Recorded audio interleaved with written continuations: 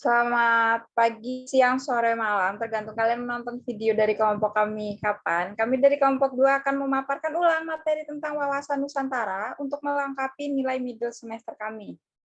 Perkenalkan, nama saya Ardela Deolha Kaimar yang akan bertugas sebagai moderator dalam diskusi materi wawasan Nusantara. Adapun anggota kelompok saya yaitu Lailatul Syarifah, Teresia, Pandu, dan Andre. Baik teman-teman, untuk mempersingkat waktu, langsung saja kita mulai. Pada sesi pertama akan dijelaskan pengertian tentang wawasan Nusantara oleh rekan saya, Lailatul Syarifah. Untuk Mbak Laila, dipersilakan. Terima kasih Mbak Dela Dialogha telah memberikan saya waktu untuk menjelaskan dari pengertian wawasan Nusantara. Wawasan Nusantara sendiri secara etimologi berasal dari bahasa Jawa, wawas yang berarti pandangan dan nusa yang berarti kesatuan, kepulauan, dan antara yang bermakna dua samudra. Kemudian selanjutnya, pengertian wawasan kebangsaan adalah cara pandang bangsa tentang lingkungan berdasarkan ideologi nasional, yaitu Pancasila dan Undang-Undang Dasar 1945 sebagai aspirasi suatu bangsa merdeka, berdaulat, dan bermartabat di tengah lingkungannya dan menjiwai dalam tindak kebijaksanaan dalam mencapai tujuan. Nasionalisme adalah berfungsi sebagai pedoman, motivasi, dorongan, serta rambu-rambu dalam menentukan segala keputusan, tindakan, dan perbuatan bagi penyelenggaraan di tingkat pusat, daerah, maupun seluruh rakyat Indonesia dalam kehidupan bermasyarakat, berbangsa, dan bernegara.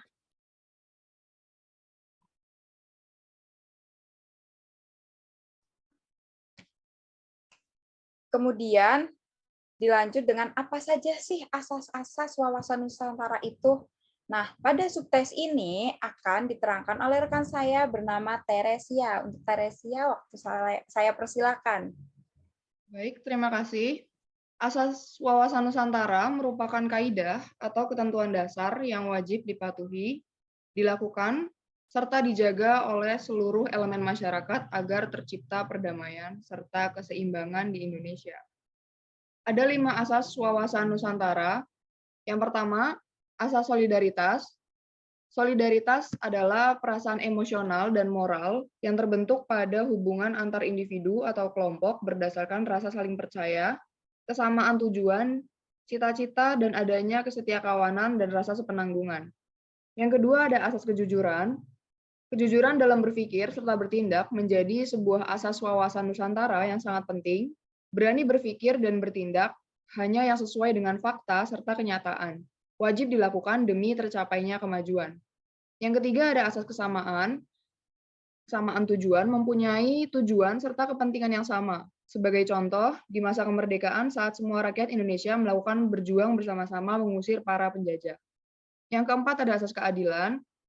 Seluruh elemen masyarakat mempunyai hak yang sama dalam mendapatkan keadilan dan mewujudkan tujuan serta cita-cita nasional, tidak boleh merugikan pihak tertentu maupun mengutamakan kepentingan kelompok atau golongan sendiri. Hal ini berlaku dalam segala aspek kehidupan bernegara, baik keadilan secara hukum, ekonomi, politik, serta sosial. Yang kelima ada asas kerjasama.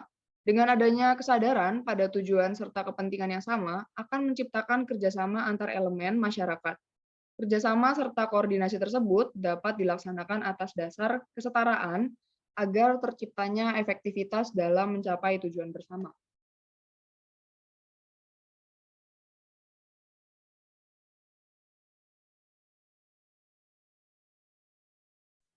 Subtes berikutnya yaitu tentang tujuan wawasan Nusantara akan disampaikan oleh Pandu. Untuk Pandu, waktu dipersilakan. Ya baik, terima kasih atas waktunya. Tujuan wawasan Nusantara.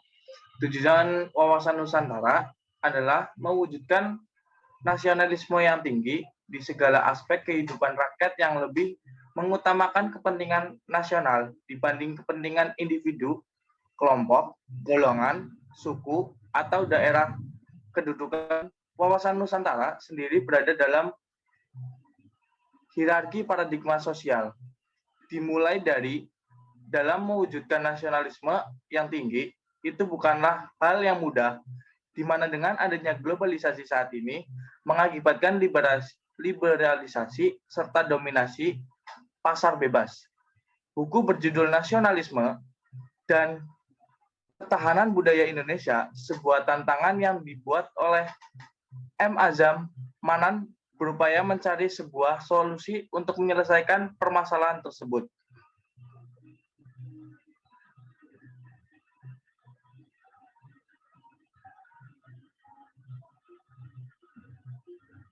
Nah, berikutnya itu ada subtes fungsi wawasan Nusantara.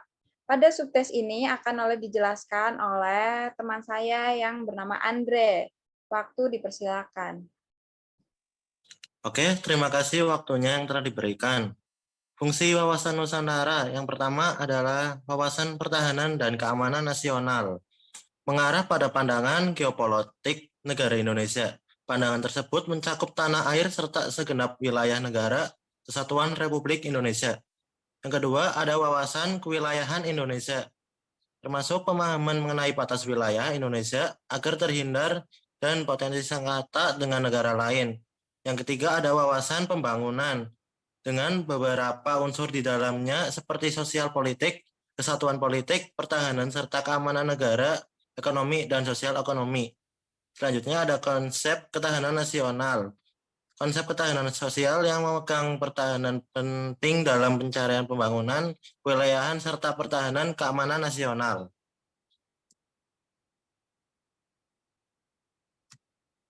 Dan yang terakhir, kami memiliki simpulan dari materi wawasan Nusantara yang akan dipaparkan oleh Lailatul Syarifah.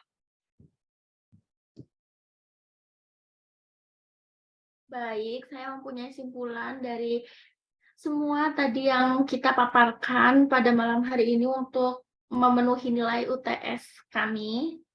Indonesia adalah negara yang kaya akan sumber daya, baik sumber daya alam maupun sumber daya manusia. Selain itu pula, negara kita ini sangat berpotensi untuk menjadi negara yang sangat maju. Dengan adanya wawasan kebangsaan, kita harus dapat memiliki sikap wawasan kebangsaan, kita harus dapat memiliki sikap dan perilaku yang sesuai kejuangan, cinta tanah air, serta rela berkorban bagi nusa dan bangsa. Dalam kaitannya dengan pemuda penerus bangsa, hendaknya ditanamkan sikap wawasan Nusantara sejak dini, sehingga kecintaan mereka terhadap bangsa dan negara lebih meyakini dan lebih dalam. Untuk itulah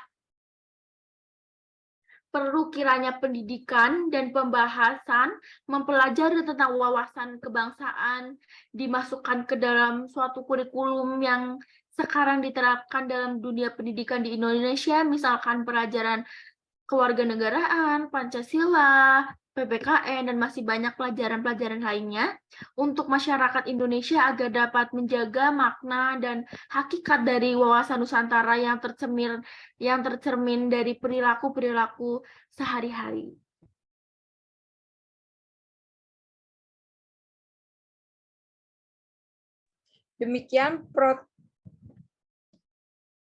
Demikian presentasi kelompok kami. Sebagai moderator, saya meminta maaf bila ada kekurangan. Wassalamualaikum warahmatullahi wabarakatuh. Yeay.